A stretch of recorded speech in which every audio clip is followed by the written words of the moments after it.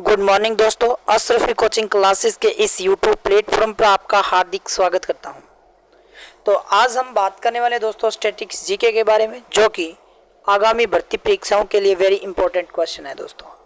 तो आप इस क्लास को देखना ना भूलें, इस क्लास की चूक मत करो दोस्तों, क्योंकि इस क्लास से आपके स्टैटिस्टिक्स जीके हो या फिर हिस्ट्री हो, पॉलिटी हो या जियोग्राफी या भारत का कल्चर से संबंधित और साइंस के भी मैं क्वेश्चन डालूंगा इस क्लास के अंदर दोस्तों। ठीक है, तो मैं सभी प्रकार के जो क्वेश्चन आए हुए पीछे एग्जाम के अंदर आए हुए हैं आरपीएफ के अंदर, तो वो सभी क्वेश्चन होंगे इसमें इस क्लास के अंतर्गत। और तमाम भर्ती जितनी भी परीक्षाएं हैं दोस्तों, ठीक है, उनके सभी क्वेश्चन प्रीवियस ईयर के इसके अंदर साथ साथ में मैं डाल रहा हूँ। तो आप इस क्लास को एंड तक जरूर देखना, क्योंकि आपके लिए आरआरपी, आरपीएफ और एनटीपीसी, आरआरबी के लिए जो क्लास है ये वेरी इंपॉर्टेंट क्लास है दोस्तों। इससे क्वेश्चन बाहर नहीं जाने वाला, तो आप इस क्लास को एंड तक जरूर देखना है दोस्तों। अगर किसी भाई ने इस चैनल को अब तक सब्सक्राइब नहीं किया है तो इस चैनल को सब्सक्राइब करें और अशरफी कोचिंग क्लासेस को लाइक शेयर जरूर करें दोस्तों। तो हमारा जो सबसे पहला क्वेश्चन है उस पर चलते हैं कि निम्नलिखित में से कौन सी एक दुर्लभ मुद्रा नहीं है। तो कौन सी नहीं है दोस्तों? तो कुवैती दिनार, डॉलर या यूरोपियन यूरो या कनेडियन डॉलर। तो इसका जो सही आंसर है वो कौन सा है दोस्तों? कुवैत दिनार। कुवैती दिनार नहीं है दोस्तों। अब देखो, कुवैती दिनार की अगर बात करें दोस्तों तो देखो, दुर्लभ मुद्रा वह मुद्रा जिसकी मांग अंतर्राष्ट्रीय बाजार में अधिक हो जाती है और आपूर्ति कम हो जाती है, तो वह मुद्रा दुर्लभ मुद्रा होती है। ठीक है, क्योंकि बाजार में जिस मुद्रा की मांग ज़्यादा होती है दोस्तों वो दुर्लभ मुद्रा कहलाती है। जिसमें कौन कौन सी? तो ये अमेरिकी डॉलर हो गया, कैनेडियन डॉलर हो गया। ठीक है, तो ये क्या है दोस्तों, इनकी बाजार के अंदर मांग क्या होती है? ज़्यादा है। ठीक है, इसीलिए ये दुर्लभ मुद्रा है। तो हम बात करें कुवैत की, कुवैत की राजधानी कौन सी है दोस्तों? तो कुवैत सिटी है। कौन सी है दोस्तों? कुवैत सिटी है। कौन सी राजधानी? Kuwait city. और कुवैत की मुद्रा पूछे कौन सी है दोस्तों? तो कुवैत दिनार है। कुवैत दिनार है। और किस महाद्वीप का देश है ये? ये है एशिया महाद्वीप का देश है। किस महाद्वीप का देश है दोस्तों? एशिया महाद्वीप का देश है। अब हम चलते हैं नेक्स्ट क्वेश्चन पर दोस्तों। नेक्स्ट क्वेश्चन है, वित्तीय सहायता द्वारा नियंत्रित की जाती है भारतीय स्टेट बैंक, भारतीय रिजर्व बैंक, औद्योगिक bank, union bank of India. तो इस क्वेश्चन का सही आंसर कौन सा हो सकता है दोस्तों? तो भारतीय रिजर्व बैंक है दोस्तों। कौन सा है? भारतीय रिजर्व बैंक। तो अगर किसी भाई ने इस चैनल को सब्सक्राइब किया है ना किया है तो अभी तक जल्दी से जल्दी सब्सक्राइब कर लें दोस्तों। अब हम बात करें भारतीय रिजर्व बैंक की स्थापना की। भारतीय रिजर्व बैंक की स्थापना कब हुई थी दोस्तों? तो भारतीय रिजर्व बैंक की स्थापना सन 1934 में भारतीय रिजर्व बैंक अधिनियम के पश्चात की गई दोस्तों। कब की गई? भारतीय अधिनियम के पश्चात की गई थी, भारतीय रिजर्व बैंक अधिनियम के पश्चात। और इसके पश्चात आरबीआई 1 अप्रैल 1935 को अपना परिचालन शुरू किया था दोस्तों। अपना परिचालन कब शुरू किया था इसने? 1 अप्रैल 1935 को। अब पूछे इसका राष्ट्रीयकरण कब किया गया दोस्तों? तो 1 जनवरी 1949 को किया गया था। कब किया गया था? 1 जनवरी 1949 को। और इसका मुख्यालय आपसे अगर पूछे कौन सा है तो कौन सा है दोस्तों? मुंबई। कौन सा है? मुंबई। और वर्तमान में गवर्नर कौन है यहाँ के? तो शक्तिकांत दास, जो कितने हैं? 25वें। कितने दोस्तों? 25वें गवर्नर हैं किसके? आरबीआई के। अब बात करते हैं नेक्स्ट क्वेश्चन की दोस्तों। तो नेक्स्ट क्वेश्चन कौन सा है?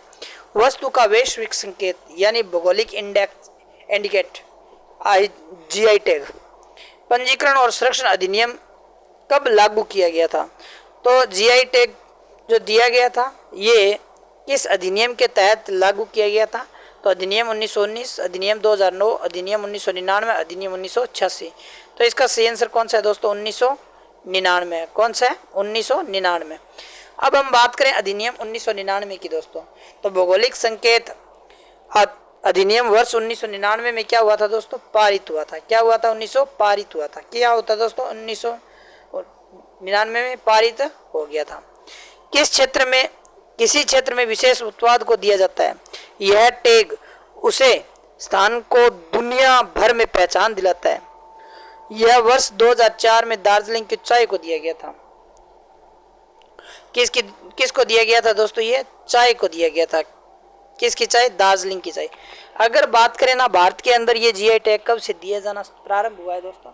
अधिनियम पूछे तो अधिनियम 1999 के तहत दिया जाता है। और इसकी शुरुआत कब की गई थी? शुरुआत तो आपको याद रखना है, इसकी शुरुआत कब हुई थी दोस्तों? तो इसकी शुरुआत हुई थी 2003 में। लेकिन पहली बार कब दिया गया? 2004 में दार्जिलिंग की चाय को दिया गया था। ठीक है दोस्तों, नेक्स्ट क्वेश्चन पर चलते हैं। नेक्स्ट क्वेश्चन है कि मलेशिया की मुद्रा का नाम क्या है? मलेशिया दिनार या मलेशिया डॉलर, मलेशिया यूरो या मलेशिया रिगित है दोस्तों। तो इसका सही आंसर कौन सा है दोस्तों? तो इसका सही आंसर है दोस्तों मलेशिया रिगित। कौन सा है? मलेशिया रिगित। मलेशिया रिगित की अगर बात करें दोस्तों तो मलेशिया की मुद्रा का नाम रिगित है। इसे 100 सेन में विभाजित किया जाता है। कितने सेन में विभाजित किया जाता है दोस्तों? 100 सेन में विभाजित किया जाता है। मलेशिया रिगित को मलेशिया केंद्रीय बैंक द्वारा जारी किया जाता है। किसके द्वारा जारी किया जाता है दोस्तों? केंद्रीय बैंक द्वारा। दिनार की अगर बात करें दोस्तों किन किन देशों में है? तो Bahrain, Iran, Iraq, Jordan, Kuwait, Algeria, Libya आदि देशों में जो मुद्रा है वो कौन सी है? दिनार है। जबकि यूरो की अगर बात करें दोस्तों तो यूरोपियन देशों में जितने यूरो जोन में 19 देश निर्धारित किए गए हैं दोस्तों, उनकी जो मुद्रा है वो कौन सी है? यूरो मुद्रा है। कौन सी है? यूरो मुद्रा। नेक्स्ट बात करते हैं डॉलर की। तो डॉलर जो है वो किन देशों में चलता है दोस्तों? तो ऑस्ट्रेलिया में, ब्रुनेई के अंदर, कनाडा के अंदर, हांगकांग के अंदर, सिंगापुर और अमेरिका और न्यूजीलैंड के अंदर। ठीक है, डॉलर चलता है दोस्तों।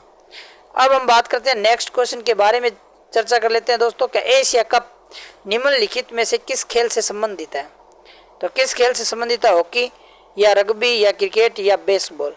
तो इसका सही आंसर कौन सा है दोस्तों? इसका सही आंसर है क्रिकेट। कौन सा है? क्रिकेट। क्रिकेट की अगर बात करें एशिया कप के बारे में दोस्तों तो एशिया कप किससे संबंधित है? क्रिकेट से संबंधित है। एशिया कप पुरुष व महिलाओं का एक दिवसीय अंतर्राष्ट्रीय T20 अंतर्राष्ट्रीय क्रिकेट टूर्नामेंट है। पहले ये 50-50 होता था दोस्तों और अब ये क्या हो गया? T20 के रूप में खेला जाता है। एशिया कप की अगर बात करें दोस्तों तो एशिया कप वर्ष 1983 से क्या हुआ था? शुरू हुआ था। क्या हुआ था? शुरू हुआ।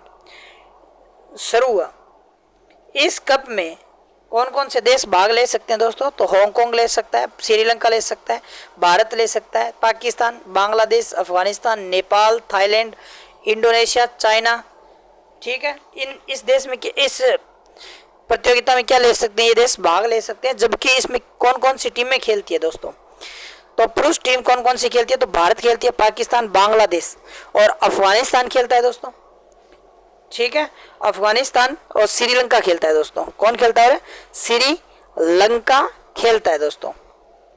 और एक हांगकांग। ये 6 देश तो खेलते ही हैं, लेकिन ये पहले नहीं खेलते थे, लेकिन वर्तमान के अंदर ये सभी देश खेलना प्रारंभ कर चुके हैं, क्योंकि अभी महिला एशिया कप हुआ है दोस्तों, जिसका खिताब श्रीलंका ने भारत को हराकर जीता है। भारत को हराकर किसने जीता है? श्रीलंका ने। भारत को कितने रनों से हराया था? तो भारत को 2 रनों से हराया था, 2 या 4 रनों से रहा था, बस यही फासला रहा था दोस्तों।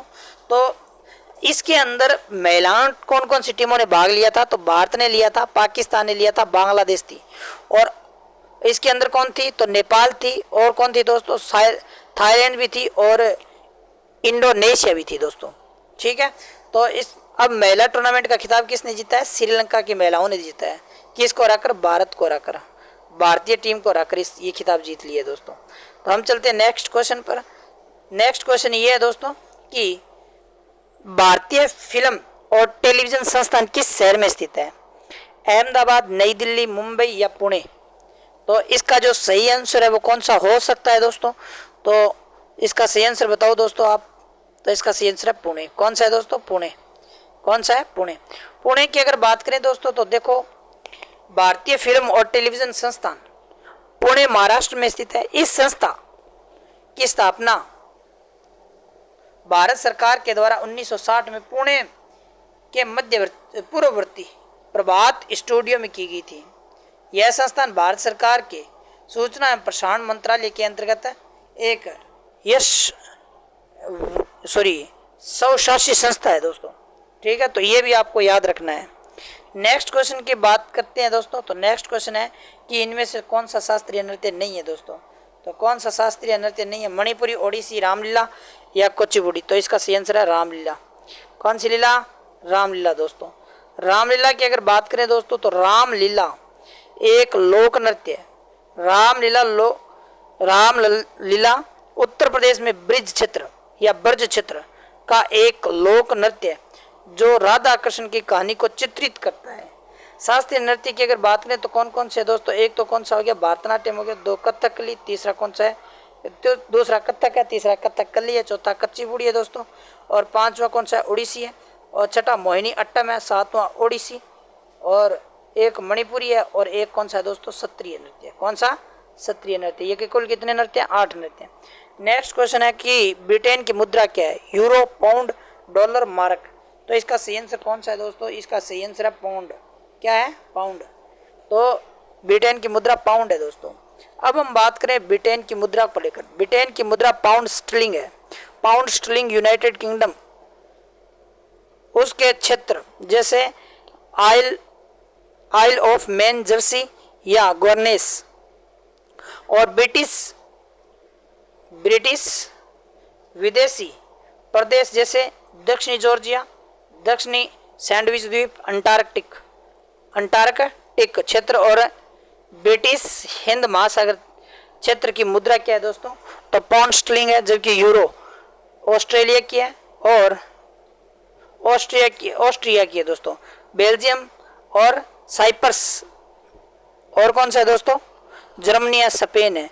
आधी मुद्रा कौन सी है, तो पोलैंड है, पाउंड है दोस्तों। तो आज के लिए बस इतना ही। अगर ये क्लास आपको अच्छी लगी है तो ज़्यादा से ज़्यादा शेयर, सब्सक्राइब और लाइक करना ना भूलें, और इस क्लास को एंड तक जरूर देखना है दोस्तों आपको, क्योंकि आगामी भर्ती परीक्षाओं के लिए ये क्लास आपके लिए वेरी इंपॉर्टेंट है दोस्तों। धन्यवाद।